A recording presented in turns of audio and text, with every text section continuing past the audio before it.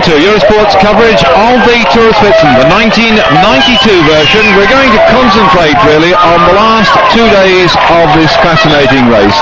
But we're looking back at the start here of the race, which began way back some 10 days ago. There are 10 stages in all. There's Sean Kelly, past winner of this race. They're wondering what will be the outcome of this one. See alongside the Motorola team, well, another man from Motorola who's done extremely well in this race, the Paz Andy Hampson, not actually starting in the race this year. But we have got previous winners as well with us. Bape Brew, who's won this twice in the past, is going to be one of the riders who will retire after this race. In fact, he rides for the Blyker team, and already one of their riders here on the attack, setting a fast pace. In fact, I've had a look down there. It is in fact Bape Brew, but he's soon been joined by one of the Japanese riders. I think, well, we've got a group coming up at the front already. So the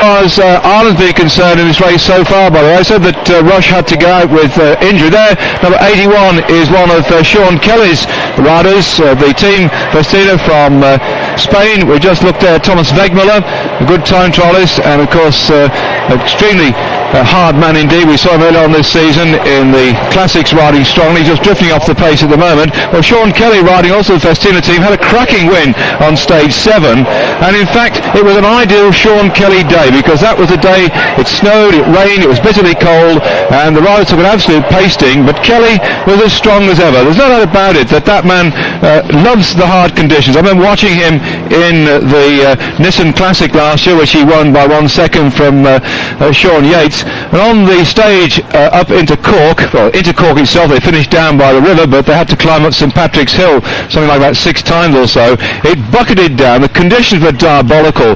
It was awful weather, and Sean just showed his strength. He did the same thing here on stage 7 when he got away with Trumheller of Germany, who actually is only some 20 years of age, and they managed to get in some 46 seconds ahead of Aldag. Bunja was back in 4th spot at 55 seconds. Jekke was with him, as was Furlan, because Furlan is the overall leader in this race at the moment. Furlan it was that took stage 2 in this year's Tour of Switzerland, and he managed to get over the line ahead of Roche, who was 30 seconds back. Heinz Imboden was at another 30 seconds behind him into 3rd spot. So that set the pace really at the front. Furlan taking over the leader's jersey. There he's in the middle now. You see that yellow jersey slap bang in the middle of your picture? Well, that's the Ariel Steer rider, Jojo Furlan. And the Ariel Steer team this year have been something of a revelation. Furlan himself early on this was really dominating in the Classics, and his team just putting in a different winner here and there. We saw Casali in action. Moreno Argentan, of course, stuffed into 2nd place by Kelly in the Milan-San Remo, and jogging down the right-hand side, Greg LeMond. Well, Greg in fact is enjoying this tour. I'm not saying that because he's smiling now, but he's in fact consistently up there near the front, and has been up there as high as 5th place overall on general classification, and he's there threatening at all times. So here we are on this interesting stage, bit damp, all the big boys watching each other. See the Ariel Steer team colours at the front, the red and yellows, massing around the yellow jersey to protect that slender lead that Furlan has got. Because going into this stage, only some 30-odd seconds ahead of Bunja, Jekke at 101 following the retirement of Roche, and then Kelly way back off the pace. Kelly's dropped back now towards, well, outside the top 10 as such, after that spirited success he had on stage 7. Took a bit of the stuffing out of him, but nevertheless Kelly still a threat, and still looking forward to the Tour de France yet to come. Awful conditions, this stage 9 of the race, and with only one to go, still that delicately balanced time between the first place man, but there we are, sat down in the middle. There's the yellow jersey, Giorgio Furlan. Well, Gatorade on the front, that's a defensive move as well, because with Bunja lying in 2nd spot overall at the moment, he's got to watch that, just 31 seconds away, and look at the conditions here. That snow packed hard, hardly ever goes away from the top of the mountain here, and on the descent down the other side, this is when it's going to get rather chilly as far as these riders are concerned.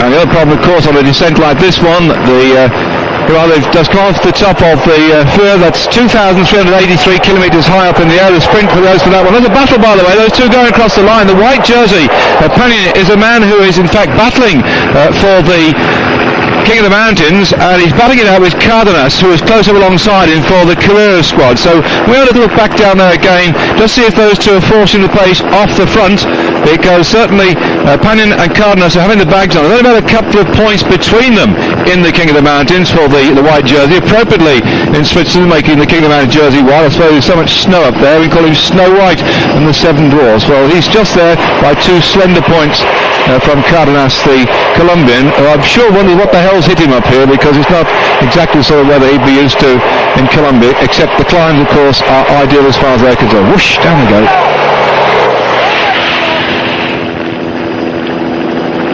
Just watching them taking the lines around these bends. Just leaving a bit of a gap. If the man in front gets it wrong, you've got somewhere to drop inside if he comes off. And they're just gently touching the brakes to take some of the water off the rims. So they're slowing down there because they've got to take this sharp right-hander.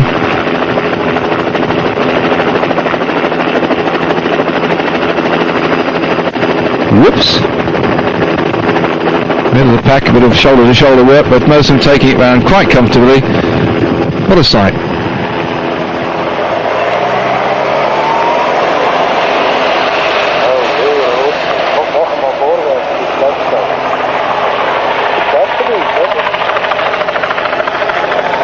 Well, it's kept some of the spectators off the top of the hill, because in normal circumstances one would have expected the riders to be stuffing newspapers up the front, but I think the crowd have decided that they're not going to turn out in such diabolical conditions, and the ones who have managed to have their racing anorax on to keep out some of the cold weather.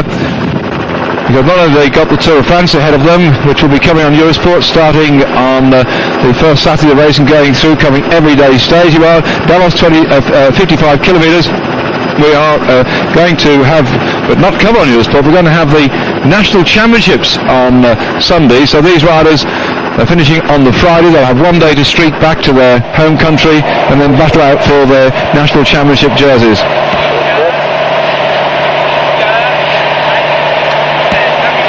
Well, they've got a bit of a lead here, this braking group up at the front. They're just being told what their lead is at the moment. And this is a nice tidy little group. That's Zubov, Andrei Zubov from Sean Kelly's team. Of course, being marked, as we can see here, by Yoho. In fact, Steve Yoho used to ride with Sean Kelly a couple of years ago. That's about 3-4 years ago, the cast team. And there we are, in the white jersey. As I thought, we're going to have Roberto Panion, and close right behind him in the Carrera colours is Cardenas. Just see, and Johan Lammerts has come up to the back as well. Well, I'm rather surprised to see Johan Lammerts there, because Johan is a very, very big man, and these aren't ideal conditions as far as he's concerned with the climb, but he's managed to get it with this little group here, and he's watching the two men battle for the King of the Mountains prize. There we are, that's Cardenas taking off his racing cape, and Lammerts at the back doing the right thing, just sitting with this group of very, very, very good experienced climbers. I'm not really being rude to Johan, but a chap like him, he's an enormous big fellow, and these aren't ideal conditions as far as he's concerned, but he's stuck with them and determined to show his team manager that he's in good form. So that's it. We're going to take a short break now as the Tour of Switzerland wends its way up this big climb. Come back in just a couple of moments for more action. And there are the field climbing up, following that attack from Zubov, Yoho, Panion and Cardenas. They've come up over the Vuelta Pass, one of the big climbs in the race this year, and the field looking for the little breakaway group up in front of them. And here they are, this group then. They've had some really tough climbs to go over this year in the Tour of Switzerland. As ever, there's usually something out there to sort them out, and this, getting towards the end of the race, is now gone somewhat easier. That tough stage when Sean won his stage on stage 7 certainly took over some big ones. Laura went over the Col de Nuffern, and the day there was absolutely diabolical, they said. They also went over the Col of Saint Bernard and the Jules as well. The Saint Bernard, of course, is one of the classics in the Tour of Switzerland. And these are the riders who have been battling for that jersey, the white ISO Star jersey. And the policeman up in front, Yoho, having a check to see how far he's got to go on towards the finish.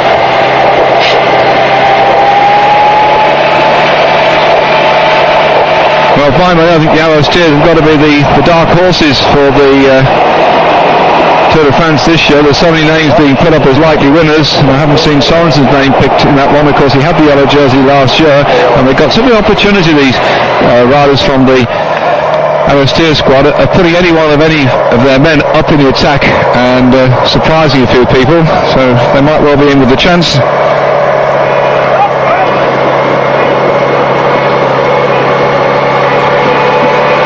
I don't quite know why Oscar Bellaccioli is riding his way off the front of this group, because his team leader Bunyo is back in the pack there somewhere. Bunyo, so far this year, hasn't had a particularly good start to the season, but he's been there consistently thereabouts, putting his whole of his season around the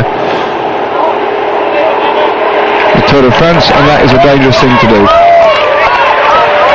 So Lammert's on the front. This suits him better now on the flatter part of the course, and the gap is going all the time, but little chasing groups coming up to them, so all spread out.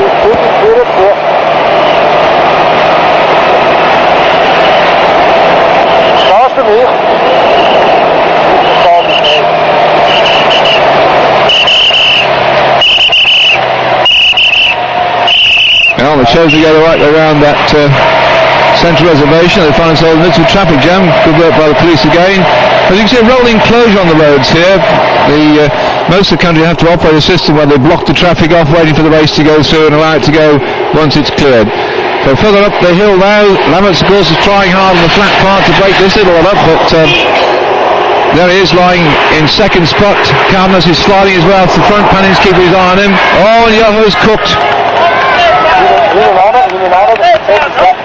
Picking the action up further on up the hill, and Yoho is beginning to slide off the back, but he's done his work so far. None of the people in this little breakaway group are a serious threat to the leader, Furlan, of the Arrow Steer squad.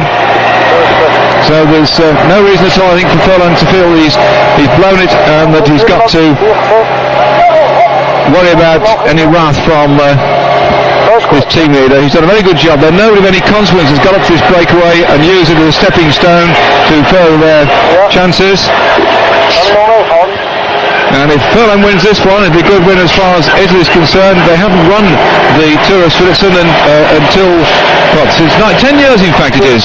Giuseppe Saroni, who was champion of the world, he won it in 1982, and since then Kelly won it a couple of times. Zimmerman, who's back in action by the way, he's been riding with the Motorola team in this race, and we haven't seen much of him this year so far. But we're back up with the leaders there. Lammert's on the front. He's the one who caused some of the damage in the flatter pass, but I think Yoho didn't like that at all. And the two contestants for the King of the Mountains sitting on his wheel this time. I was saying that Zimmerman come back into action, so perhaps he's recovered. He seems to have a very hectic and up and down career. Late Blue winner in 89 is also in this race. We haven't got the Tulips with us, so I'd mentioned at the front of the programme last year, Luc Rusen won it when the Tulip team didn't get selected for the Tour de France, so they went out and dominated this Tour of Switzerland, but the Tulips who are in the Tour this year have decided to give this one a miss.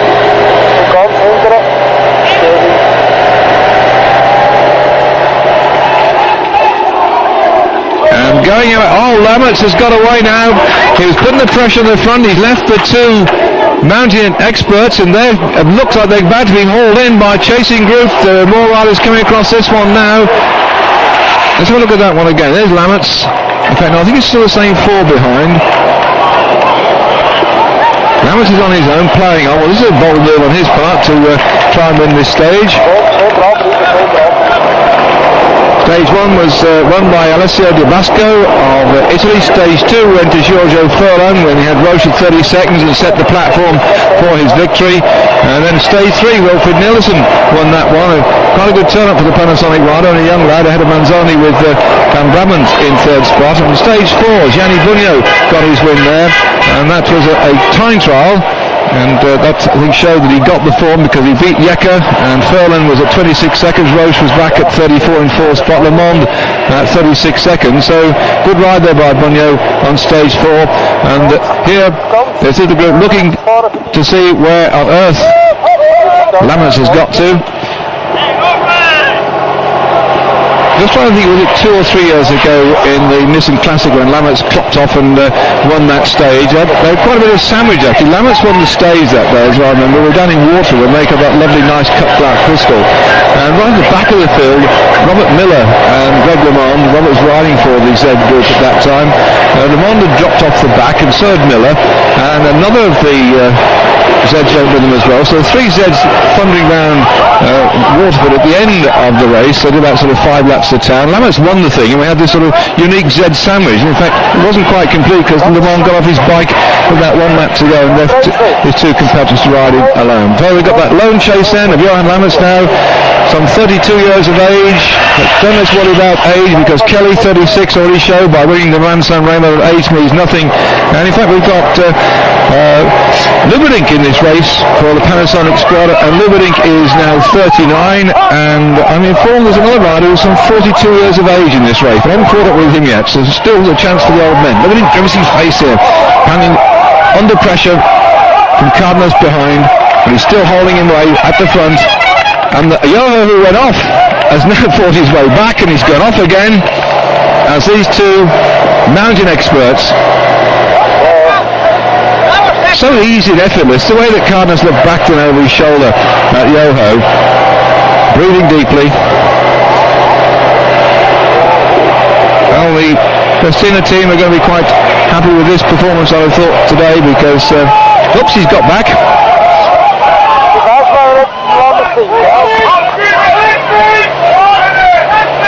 So Cardenas still sitting intently as he, no. Pressure keeps coming on, and Cardenas just can't do anything about but getting back those few points in the King of the Mountains. But they've blown Yoho out again. And up in front, Lammerts pushing quite big. He's got a lowish one on, but it looks like his legs are seizing up, and these 2 are coming up to him.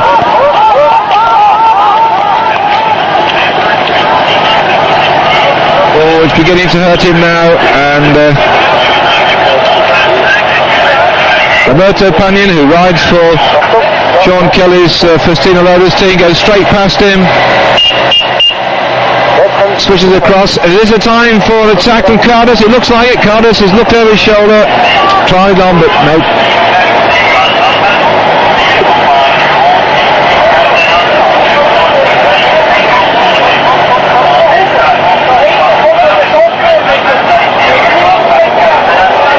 It's beginning to flatten out a bit, and I should think that's going to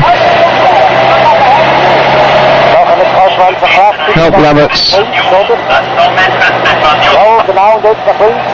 He's sensibly then just sitting on the wheels. He's not getting on his shoulder. Fortunately, not a very windy day today, but it's not the ideal conditions as far as a big man like Lammerts is concerned if you get wind and hills, but he's managed to get this far up, looking for that elusive stage victory. Didn't have any success last year, because he's been working very much as a domestique for his team.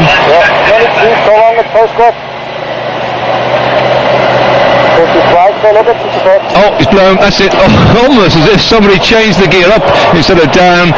His legs have seized and he's left these 2 to get away.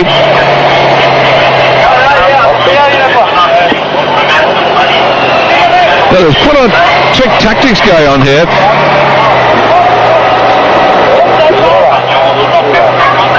Paddy wants Cardenas to lead now. I should think so too, because he doesn't want him to try and nip past him. Because the raising back now gives chance for Lammerts and the rest to get back up, and looking over the shoulders. Lammerts got back when the old camera turns round. Oh, Yoho has come up. He's gone past Lammerts. Lammerts is still struggling further down the road. What a recovery from Stephen Yoho. Yoho has really surprised them here by coming back up again to them, and that's going to add some strength to this little group at the front to stay away from the rest of the pack. Getting in towards the finish, some way yet to go, but we're 3 up now, and Yoho got to add some strength this one if he's got any left for coming across that gap.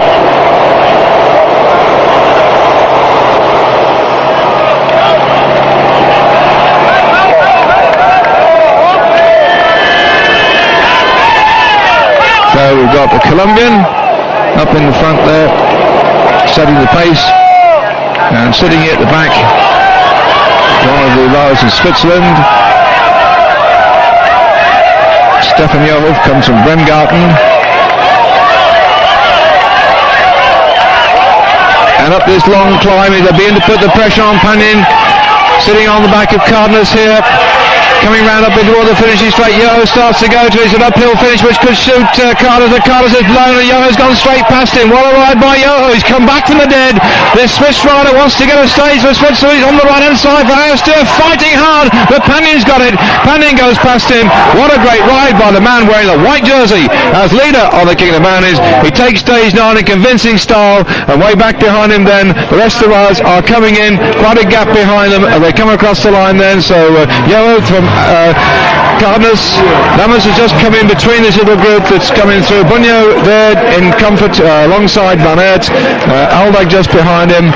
We can see all these lots stringing out as they cross the line. That was a close finish. The bunch really came back at them and were very close just before they went across the line. Ron Keeple just finishing there. So there is confirmation of that result of the top 6 places, and there's the rest for you to look at. We're going to take a short break, then come back for stage 10 in the Tour of Switzerland.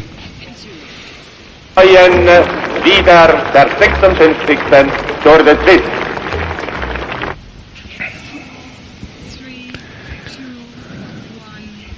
Are riding for now, and the overall victor will take 25,000 francs back with him, and that looks like Thurman will get it by accident because he's still back in the main pack despite the pressure from the the judges is supposed to be not to take sides in this one. I've rather got a suspicion he's actually on the Swiss rider for a victory here. And they are settling down nicely now. They can realise that just with some 20 kilometres, that's less than 10 miles or 12 miles to go, and they're eating that up all the time. So it's not far for a bit of success for either of these two. Nice to have something like the Tour of Switzerland on your CV when you're looking for a sponsor. It won't really matter as far as Roscioli is concerned. Career Jeans will be happy with him. When we go to slowing down. What has happened? They've gone left. He's pointing right. We're having a slow-mo of this, and well, he's waving his hands, and the crowd around to the right-hand side. Let's see what's happening here. The judges' car is going along. They're taking a right turn. Well, there are no crowds down here. This is odd. The following car is not taking any action at all, and the two riders up here, a few people on this part of the road here, and some consternation set in then, because looking up here in front, they're running across, they're coming round, it looks like they've rejoined the race at this point. Well, that's odd. They've come out from that road on the right hand side. That's normally where the champions do go. They're turning into trouble. Béchart knows his way, but something went odd there, but they've actually come back on the track, so let's see who's going to take this one. And so Roscioli on the front, Béchart behind him. Round this concrete track, and Béchart is in the best place. He's gone a bit early though. Roscioli can hook up onto his wheel and come back him again. Has he got any strength for a second kick? Béchart's going away from him. Opened up at least a length's gap coming down the finishing straight. Victory for Switzerland this one. What a fine ride. Some 100 kilometres on his own. He's absolutely overjoyed with that one. But here comes the field down that straight road. There's something on here. Those other riders came out of the other road. They must have taken a shortcut without knowing what they've done, and the pack is now behind them. And here we can see Ludwig on the front with the purple crash hat, going for more points, bringing his way around that corner. So this is the time when the sprinters then will be looking there. Let's remember in the Paris-Roubaix, an awful crash after Duca Lasalo finished, and the riders came thundering round and bumped into those who were slowing down. Let's hope they get safe and sound. There's always a problem putting a road race onto a track to finish it. You pick up stragglers, but they're all right now, and lying there in second spot. It looks like Ludwig steaming past. Is he going to get this one then? Ludwig coming out toward the line, looks back over his shoulder, and yes, he crosses the line there, just ahead of Manzotti of the Gatorade team, and that was the way they crossed the line then.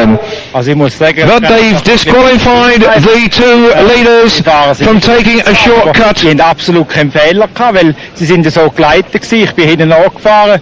Ich finde es einfach ein bisschen enttäuschend für den Fahrer, der die ganze Etappe vorne war und eine gute Fahrt gemacht hat. Yeah, he doesn't explain. In fact, they went down that course. It has been used in the past, but they've just gone up. He feels that the riders, they should have reconsidered that. They've been banned for, in fact, by the rules, taking a different course. And he thinks the riders ought to have had some consideration in that. As a team manager, I can understand what it is. You'd certainly want your man to win, but... Also, kennen tun im Prinzip alle, aber wenn natürlich der Jurywagen vorausfährt, dann fahre ich automatisch den Wagen an und ist auch so geleitet gewesen. Also yes, and even when the judges went down and off the route as well, there must be some consideration for the two riders. They weren't stopped at that, but nevertheless, the rules are there. Garantiert nie eingeholt worden. Für Sie ein Skandal?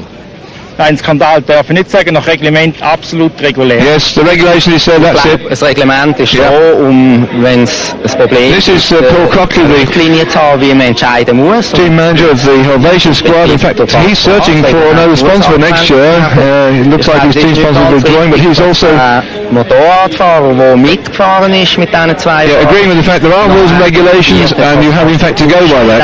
So there seems to be consensus by that, but there's got to be a lot of sympathy for the fact that those two riders have ridden so well, and for Béchard not to have got his name on the roll in Switzerland. I think if anybody's disappointed, I mean, Jürgen going to celebrate his birthday. I think Béchard will go into corner and drown his sorrows. Die nötigen Konsequenzen ziehen. Peter Bastian. Peter Post, an old friend from the TR Valley days. Let's see what he's got to say. Sehr populären, aber einen richtigen.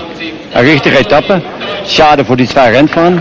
He was standing up there on the rostrum, and the pretty girls giving him flowers as well. And that's him then. So, myself, David Duffy, I hope you enjoyed the Tour of Switzerland. We feel very sorry for the first and second lads who got disqualified then, but that just confirms the results, you see, of that stage. Manzoni, Panin, the King of the Mountains, was in third spot, and he kept that jersey as well. Then Nat Rice doing quite well for the USA team up there in seventh spot, so they will be quite really happy with that one, I'd have thought, riding for the Subaru team, which I mentioned earlier on.